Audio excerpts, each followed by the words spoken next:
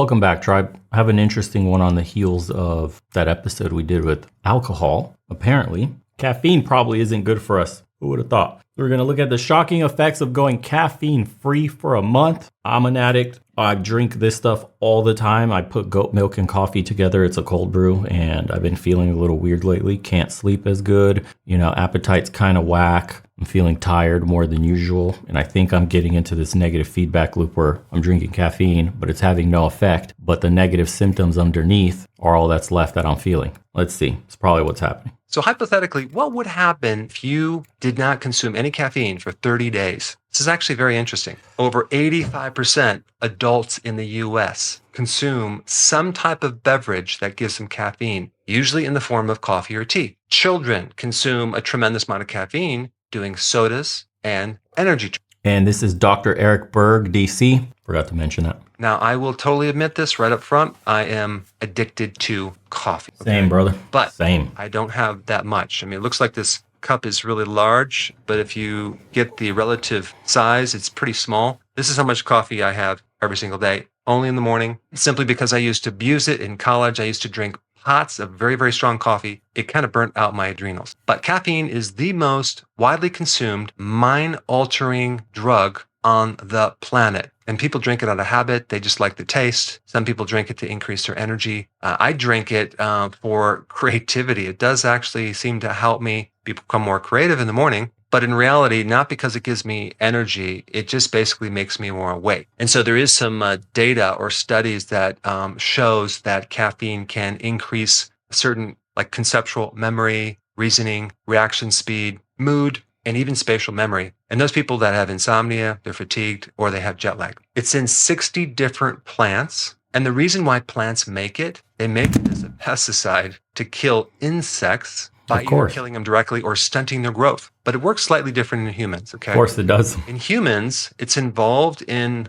a very specific neurotransmitter called adenosine. Now, adenosine has many different functions in the body. One of the ones that relate to caffeine is that it's involved in the promotion of your sleep cycles. So it helps you go to sleep at night. So let's pretend this is adenosine, the neurotransmitter, and this is the receptor to activate it, okay, in the cells. So it goes in there, and then it opens up this, which basically activates your ability to start feeling tired and sleepy. So that's what adenosine does. Okay. But what caffeine does is it comes in there and it goes into the receptor for adenosine like that, preventing adenosine to go into that receptor. So now we block this sleep molecule, so you become more awake. So that's really what's happening at the cellular level. And of course, the more chronically you drink caffeine, the receptor downgrades to the point where you need more and more caffeine to create the same effect. So we talked about some of the positive things about caffeine. What are some of the negative things that would maybe motivate you to not do caffeine for a month? Well, a lot of people have various symptoms that they might not associate with that caffeine, like anxiety, high blood pressure, high pulse rate, arrhythmias, the loss of fluid, digestive problems like gastritis or increased acid in your stomach. And the other thing that people don't realize about coffee is that there's a very high level of molds. There's 2 specific molds that grow in coffee. And that mold can create allergies. It can create irritation to the liver, especially for those people that are sensitive. And this mold is more of a problem in decaf. Okay, why? Because the chemical caffeine in plants normally inhibits mold growth, which is interesting. So the more the coffee is processed, like in instant coffee, for example, you have higher levels of mold. And this creates mold toxins called mycotoxins, and these can affect the liver for those people that are sensitive. This is just, reinforcing the whole processed food is evil thing. I mean, even everything, man, every single thing we see from all parts of the world says processing food is the worst thing we could have done. Fucking caffeine, bro, processed. What happens? Oh yeah, mold. That'll kill you. Okay. especially if you're getting a lot of this mold. I noticed like one thing when people start drinking coffee, sometimes they start. And how many people really drink coffee? Like the instant cups, those Keurigs, the instant coffees. I bet you most caffeine consumption is of the cheap kind, just nasty ass low quality stuff because people don't have the time to grab beans, from, quality shops and grind them themselves at home and make a nice roast and a good coffee with high quality ingredients. None of that shit. It's like, hey man, just pour me that nasty cup of that battery acid shit. How many people go to Starbucks? How many people go to like Dunkin' Donuts? How many people go to all these other chain locations that just serve you dog shit and you have no idea how long it sits in the shelf, how long that brew has been sitting there in brew form, and they just pour it in, mix some milk and throw a couple of cubes of ice and here's your iced latte. You know what I mean? Like, it's kind of disgusting. How often do they clean these machines? So we've completely outsourced even the little amount of work needed to brew a cup of coffee at home, all in the name of convenience, and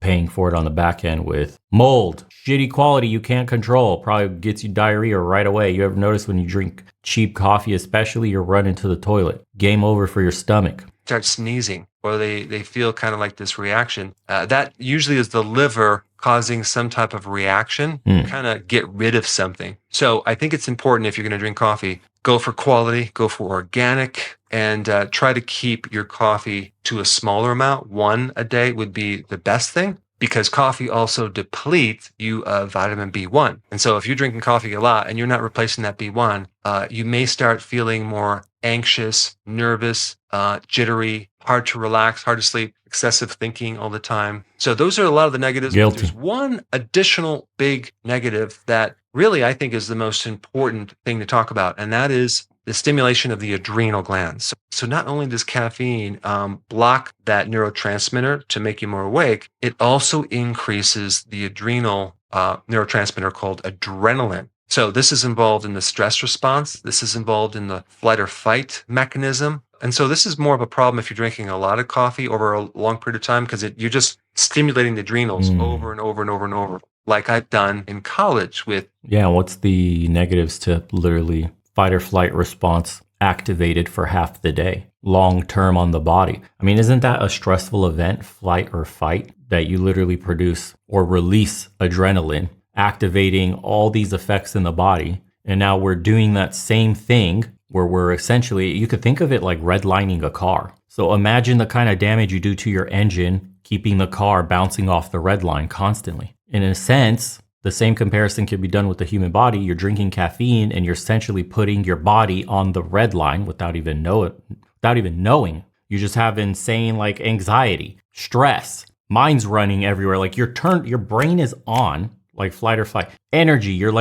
jittery, you're ready to move. You can't be sitting down, you know what I mean? Like you're ready to go. Now that being in that state has to wear your body down. So then the question becomes like, what's a safe amount to drink? I don't know, man. Does science even know what a safe amount is? I mean, we can observe effects and we can understand the mechanisms of how this stuff works. But to understand like the true depth of the damage and the consequences long term, I don't think we have any idea, really. I don't even think there's money in those kinds of studies, period. Who wants to see the damage of caffeine, long-term use, 40, 50-year study in an adult human? Nobody. Who would pay for that? Who gives a shit? So much coffee, like pots of very strong coffee. At first it was fine, but then over the months and years, coffee started losing the effect. I needed more and more. And it would stimulate my adrenals, and then I had problems sleeping, and I was really stressed out. So a lot of people want to get off caffeine just for that aspect, to not stimulate the adrenals so much, to see how they would feel. So let's talk about what would happen if you did come off of it. So one way to slowly and gradually come off this caffeine is start to wean off the coffee. So I would do that for a few days, get used to it, and then go find some matcha tea. It's a concentrated green tea powder